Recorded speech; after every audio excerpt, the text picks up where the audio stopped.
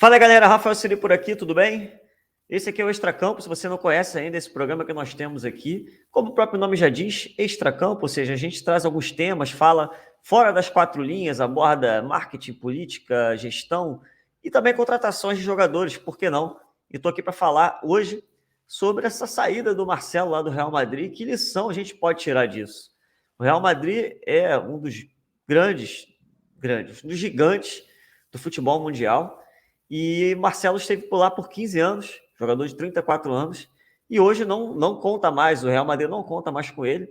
Ele ainda tem mercado na Europa, ele acredita que vai ficar por lá. O Fluminense, apesar de querer muito repatriá-lo, isso não deve acontecer, pelo menos no curto prazo. Quem sabe lá na frente isso possa vir a acontecer. Mas eu quero trazer aqui o seguinte, é uma reflexão.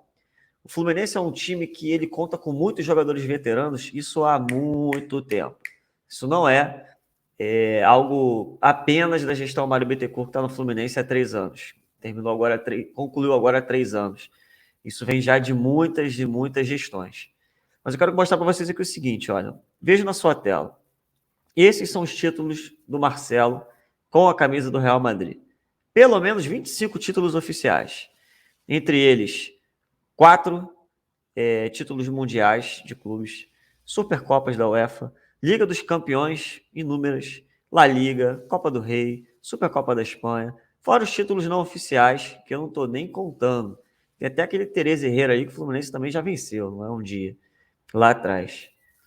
Ou seja, mesmo com um currículo tão grande, tão vasto, nem assim o Marcelo conseguiu encerrar a carreira dele no Real Madrid, algo que ele queria fazer. E já inúmeras vezes deu várias entrevistas falando que gostaria de ficar lá até o final da sua carreira e terminar por lá.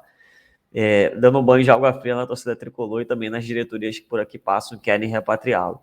Agora, a reflexão que eu trago é o seguinte: o Fluminense, vou mostrar daqui a pouco o nosso elenco na tela, a quantidade de jogadores que estão em final de carreira. O Fluminense está pagando salários altíssimos para esses atletas, sendo que o Fluminense tem uma categoria de base muito forte. Eu não estou aqui vendendo um peixe que o Fluminense tem que ficar com um time só de base, tem que ter uma mescla, isso é verdade. Mas o Fluminense investe muito dinheiro em jogadores de base. O William Bigode, por exemplo, deve custar em torno de uns 10 milhões de reais até o final do seu contrato. Estima-se que o salário dele seja em torno de 350 a 400 mil reais.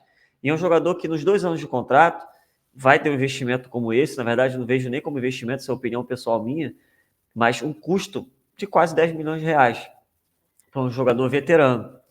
E eu quero também trazer aqui nessa reflexão palavras do Abel Ferreira, que foi o seu treinador e dispensou, não contou mais com ele, também com o Felipe Melo, que é mais um veterano que o Fluminense trouxe. O Felipe Melo talvez seja um pouco mais ponto fora da curva, mas mesmo assim é o maior salário do Fluminense, um jogador zagueiro, que está se tornando zagueiro por conta do final de carreira com 38 anos, e hoje é reserva do Fluminense. Então vamos ao que falou o Abel Ferreira.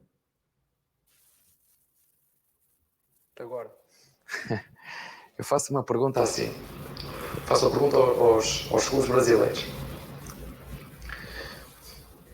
Eu fico doente. Eu tenho uma academia. Cabeça fria, diz aqui, ó. Eu tenho uma academia. Formo jovens. Vendo um jogador por 10 milhões de euros, né? E depois vou comprar um jogador com 35 anos, vou-lhe pagar uma fortuna. Vou ficar sem dinheiro que vendi a querer. Não entendo. Eu não entendo. Agora, eu faço pessoal, eu também não entendo, sinceramente. Vou mostrar hoje o elenco do Fluminense para vocês, a quantidade de jogadores veteranos que o Fluminense tem, inflado o seu elenco, e não servem mais hoje para serem titulares do Fluminense, não são titulares. Vamos lá. Olha o que temos aqui. Veteranos. Fábio é goleiro titular, eu acho que o custo-benefício até acho válido. Muriel, terceiro goleiro do Fluminense, deve ganhar pelo menos 250 mil reais.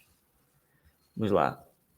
David Braz, falhando pra caramba agora, fisicamente já não tá tão bem. Veterano. O salário deve ser alto. Matheus Ferraz, gente. O Matheus Ferraz, o Fluminense renovou o contrato dele, ele tinha proposta para sair do Fluminense, a Chapecoense queria o Matheus Ferraz. O Matheus Ferraz está beirando 40 anos. Teve um aumento salarial, o contrato prorrogado, e ele não é relacionado. Para quê? Vamos lá. Mais alguns veteranos aqui. Então, vamos lá. Mostrando aqui todo o elenco do Fluminense. Olha lá o Felipe Melo. O Felipe Melo era jogador, foi campeão de Libertadores 2 anos seguidos, e mesmo assim o Palmeiras não renovou com o Felipe Melo. Eu estou querendo chegar num ponto em que é uma lição a gente trazer para esse cenário do Fluminense, de que currículo chega um momento que nem ele é suficiente para você ter os jogadores dentro de um esporte de alto nível que é o futebol. Ou seja, o Marcelo não está servindo. Eu fiz aspas aqui, mas tira as aspas. Marcelo não serve mais para o Real Madrid, de acordo com o próprio Real Madrid. Como o Felipe Melo, que você está vendo na sua tela, tem o maior salário do Fluminense, não serve para o Palmeiras e hoje é reserva do Fluminense. Vamos mais alguns veteranos aqui, ó, nesse elenco do Fluminense. O Wellington, gente. Quanto o Fluminense paga pelo Wellington? O André é pior do que ele? O Martinelli? O Alexander? O Wallace? O Fluminense não poderia contar com um jogador de base? Precisa mesmo ficar com um veterano em final de carreira? É uma realidade, futebol é uma realidade, gente. Não dá para a gente lutar contra isso. O próprio Paulo Henrique Ganso, que eu gosto muito, foram contratos de 5 anos. Agora, um caso bem grave aqui. Fred, gente.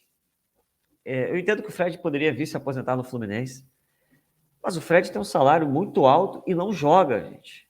O Fluminense queria, olha a reflexão que a gente tem que trazer, o Fluminense queria, o presidente Mário, renovar o contrato do Fred até o final do ano, no ano eleitoral. Você imagina o Fred até o final do ano ganhando 400, 500 mil reais, gente. Gente, o Marcelo no Real Madrid, o Marcelo ainda tem 34 anos, ainda está correndo e não serve para o Real Madrid.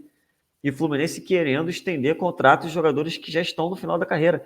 Repito, o Fred é meu ídolo no Fluminense, hein? Meu ídolo.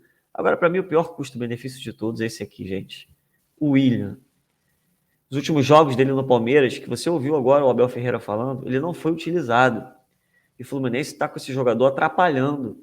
Vai custar quase 10 milhões de reais até o final do seu contrato. Isso se o Fluminense não deixar dívidas com ele e ele custar ainda mais caro. Então, a reflexão que eu queria muito trazer com essa saída do Marcelo lá do Real Madrid, amigos e amigas, é essa. O Fluminense precisa mesmo ficar utilizando, contratando jogadores em final de carreira, sendo que tem, como diz o Abel Ferreira, uma academia, tem toda uma base para utilizar, apenas mesclar quando necessário.